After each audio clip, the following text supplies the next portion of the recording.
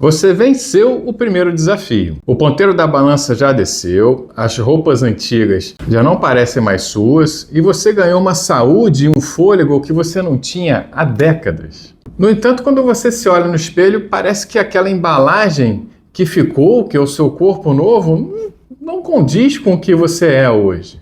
E é nesse momento que a maior parte das pacientes começa a se preocupar se o centro cirúrgico vai ser inevitável mais uma vez. Eu sou o Dr. Vitor Varela, cirurgião plástico, especialista em cirurgia plástica reparadora, e aqui a gente vai conversar sobre a jornada do seu corpo e principalmente da sua pele após a cirurgia bariátrica. Antes da gente seguir, vou pedir para você se inscrever no canal e curtir aqui nosso vídeo, para que ele possa ser mostrado para mais pessoas e a plataforma entenda também que isso tem relevância e a gente consiga atingir um número maior de seguidores.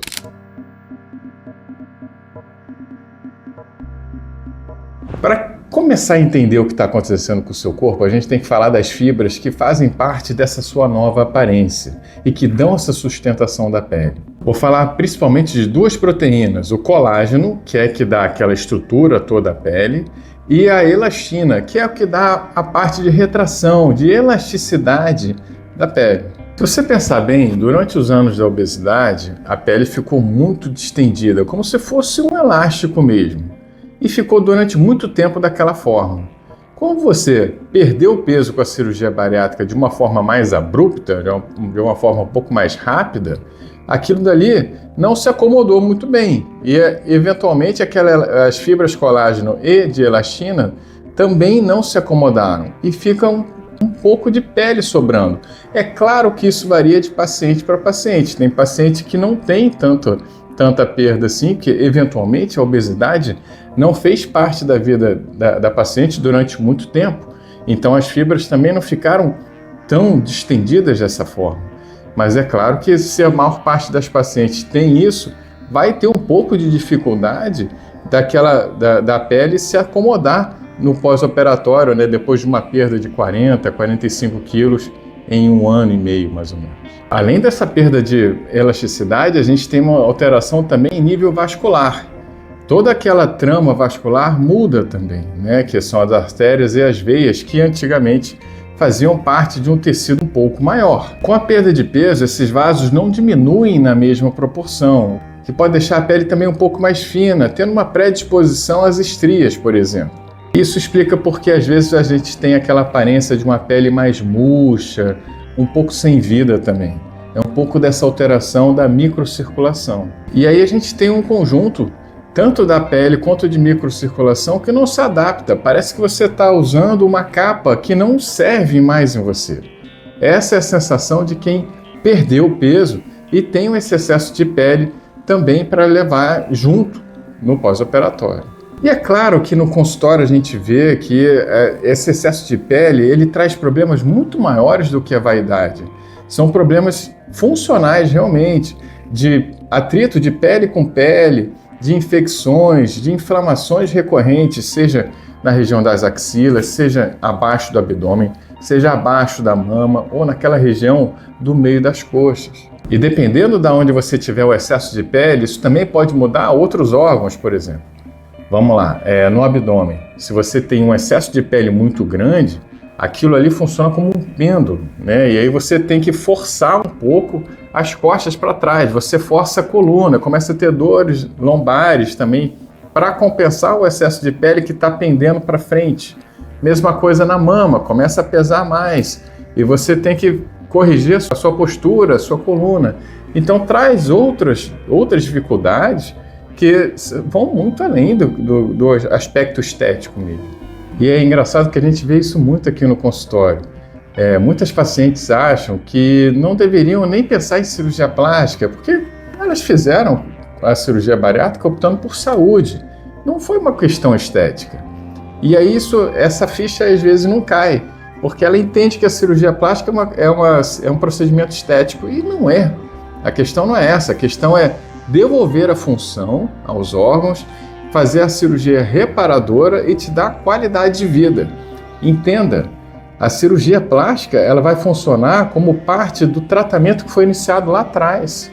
tá? Você começou a cirurgia de obesidade, começou o seu tratamento de obesidade, isso aqui é só continuidade do mesmo tratamento. E além disso, a retirada dessas sobras de pele ajuda você também a manter o peso que você perdeu, porque te dá mais mobilidade, te deixa fazer mais exercícios, te dá ânimo também, né? A gente vê muito isso também, o paciente fica mais animado, fica mais incentivado a fazer atividades físicas, a ter hábitos mais saudáveis. Então a manutenção da sua cirurgia de obesidade feita lá atrás passa pela cirurgia plástica também reparadora.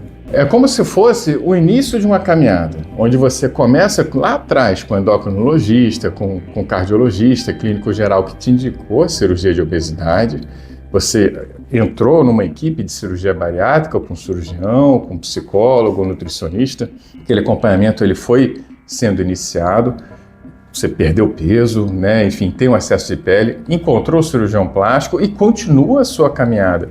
A gente entra na sua vida, sai e você continua.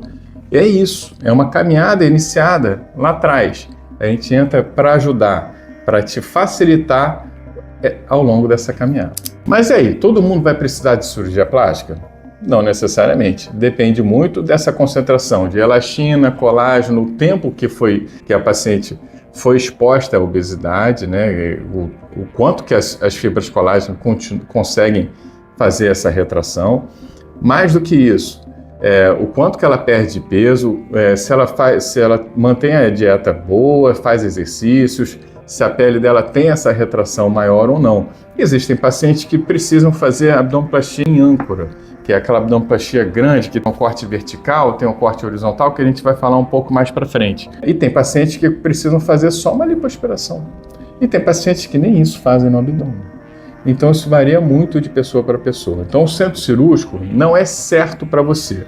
O que você tem que saber é que é uma carta na manga na sua caminhada que foi iniciada lá atrás com a cirurgia de obesidade. E é claro que uma vez você vindo para cá, para consulta com o cirurgião plástico, a gente vai avaliar quais são as queixas e as suas necessidades e pontuar quais são as prioridades. Eventualmente, uma cirurgia precisa ser feita antes de outra, por ter um aspecto mais funcional do que outro, como eu falei, daquela questão das costas, quando o abdômen é muito grande, ou mesmo quando o peso da mama é muito grande. É questão da gente avaliar. Existem pacientes que têm como prioridade outras áreas, por exemplo, braço. Não é incomum a gente ter pacientes aqui que fizeram cirurgia de obesidade por conta do braço, que não gostavam do braço. Então a primeira coisa que eles querem fazer não é operar abdômen, não é operar a mama, é operar os braços. Então é claro que a gente vai adequar isso. E sempre que a gente puder associar cirurgias, né, mama com braço, mama e abdômen e glúteoplastia, a gente vai fazer, porque a gente entende que se você tiver um número grande de cirurgias a fazer, quanto mais aglutinada tiver as cirurgias, melhor para você, mais fácil para você seguir essa caminhada de saúde depois da cirurgia bariátrica. E essa é a história também de quem faz a cirurgia bariátrica. E se você fez cirurgia bariátrica ou conhece alguém, convido você a assistir os vídeos que a gente tem aqui no nosso canal. É um canal exclusivo para esse tipo de paciente, exclusivo para quem tem essa questão, e a gente fala bastante sobre cirurgia reparadora, sobre cirurgia pós-bariátrica e todas as suas variações. É isso aí, gente. Eu sou o Dr. Vitor Varela, cirurgião plástico aqui no Rio de Janeiro, Barra da Tijuca. Se você tiver qualquer dúvida, pode mandar mensagem aqui que a gente responde também, tá bom? Um abraço e até o próximo vídeo.